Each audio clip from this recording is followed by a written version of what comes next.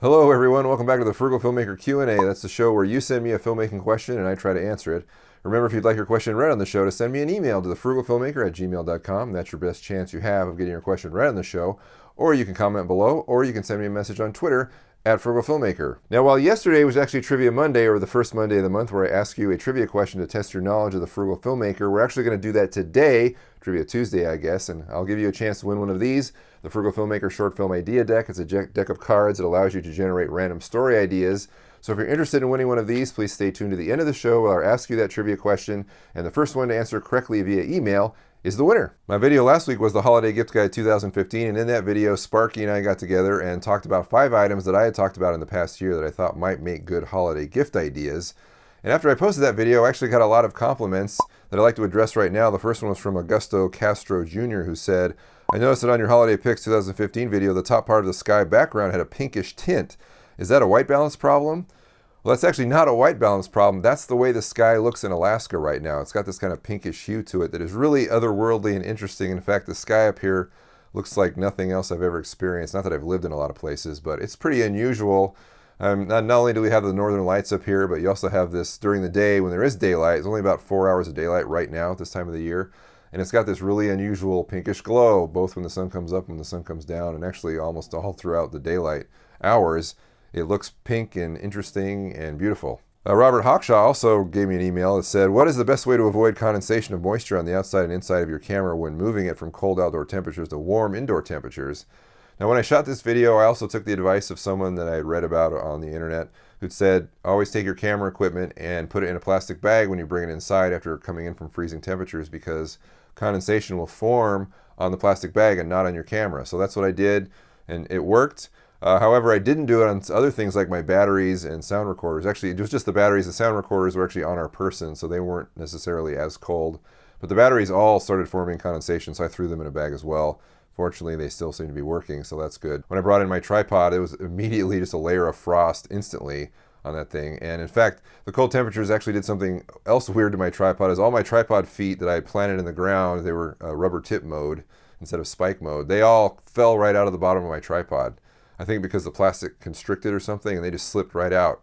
So I'd actually pick them up all off the ground, wait until they reformed, I guess, and I just jammed them back into the bottom of my tripod leg. So that was something weird that I never experienced before. Another thing that happened on that shoot was that Andy Druin gave me a comment on YouTube. He was commenting about my math skills because I said that when you subscribe to Audio Blocks, it's $100 a year, which is a little over $1 a day.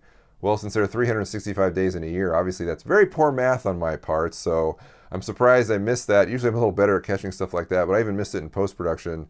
So maybe the cold had an effect on my brain. I don't know. Maybe that's why I'm a film major. I don't know. Okay, on to our email questions. We have one from Emery Sly who says, "Do you have any tips on how to light a low-lit scene? For example, you want enough light so the viewer can see what's going on, but you don't want so much light that the viewer wonders why the talent isn't wandering around bumping into things." This is a great question. Cinematography, lighting, so important. But how do you want to make a convincing low-light scene?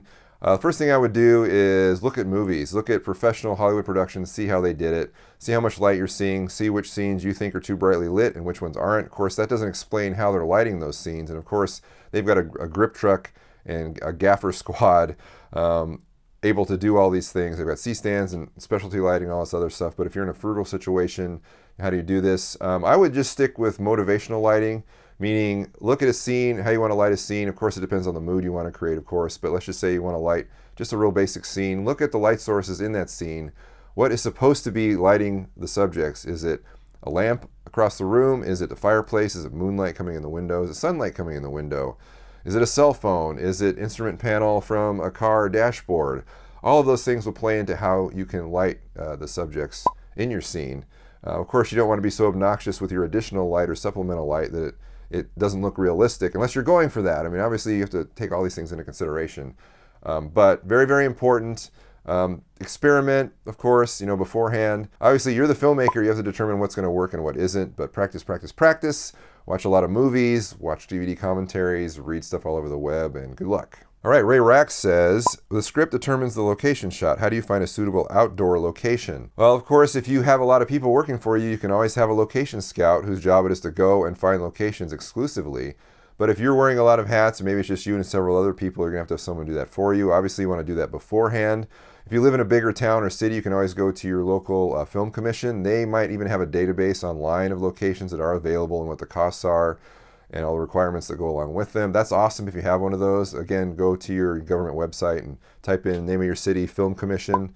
That should give you a lot of input right there. If you don't have one of those, you live in a smaller town like me, you might just want to ask around, of course.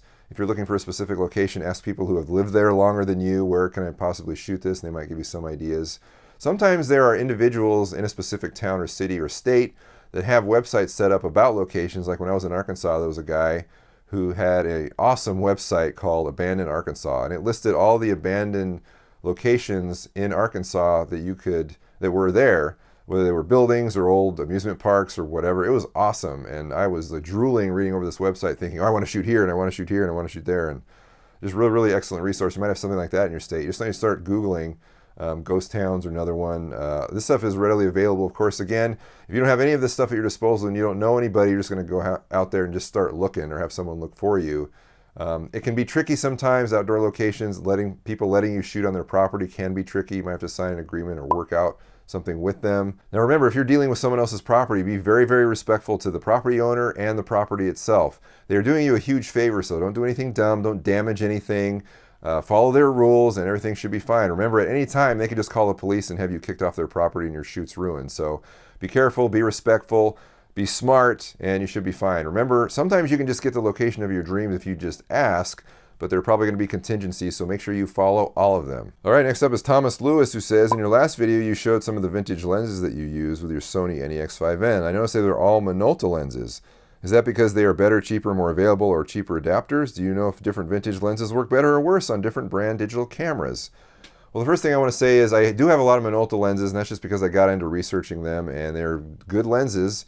It seems like typically the Nikon Nikkor line of manual lenses seems to be highly regarded as some of the best manual lenses out there, but they're also the most expensive. I think Minolta is just a good compromise between quality and cost, even though there's some very expensive Minolta lenses and some very inexpensive Minolta lenses also, just like there are in any other lens line. As far as brands of cameras go, all I know is if you plan on adapting vintage lenses to a camera, get a mirrorless camera. They seem to adapt lenses the best, where if you have a SLR or DSLR that has a mirror, you're going to have a harder time adapting those lenses because you have to get an adapter that, number one, is more expensive, and it has a piece of glass in it which is going to make or drop the resolution. There's always seems to be a problem, like Canons, for example. Be aware of that. If you're going to go into this knowing that ahead of time, you might want to look at the different kinds of mirrorless cameras. There's a lot of good ones, and vintage lenses look great on them.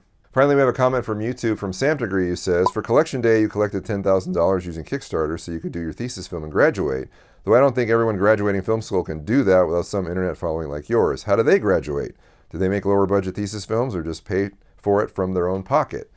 Well, you're absolutely right. I was in an unusual circumstance, definitely. In fact, I planned on that I knew when I started the Frugal Filmmaker that I wanted to have the option in the future when I potentially could be in grad school to have my thesis film funded by crowdfunding, and it did work, and I was grateful for that, for everyone who contributed. That's not the case in probably 95% of anybody that goes to film school.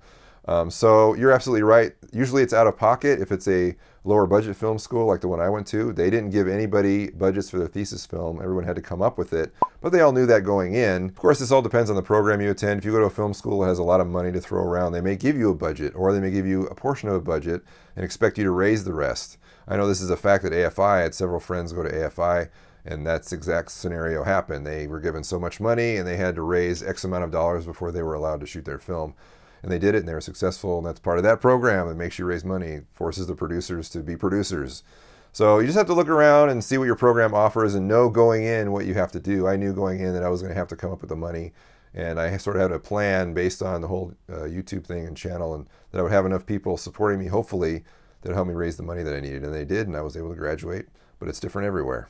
All right, so it is Trivia Tuesday, where I test your knowledge about the Frugal Filmmaker and give you a chance to win one of these, the Frugal Filmmaker Short Film Idea Deck. It's a deck of cards that helps you generate random story ideas. And if you'd like more information about this, check the description below. But the question is, of all the DIY items that I've created on this channel, which item have I made the most videos about? Now, if you know the answer, please send me a response via email. And the first one to get the correct answer is the winner. The question again is, what DIY item that I have created have I made the most videos about? Give me your answer via email and you can win this. All right, I'd like to thank everyone who wrote in this week. Thank you for your awesome, excellent questions as usual. And remember, if you'd like your question read on the show, to send me an email to thefrugalfilmmaker@gmail.com. That's your best chance you have of getting your question read here. Or you can leave a comment below, or you can send me a message on Twitter @FrugalFilmmaker. And we'll have another video coming up this Thursday or Friday, hopefully, and another Q&A on Monday. We'll see you then. Bye.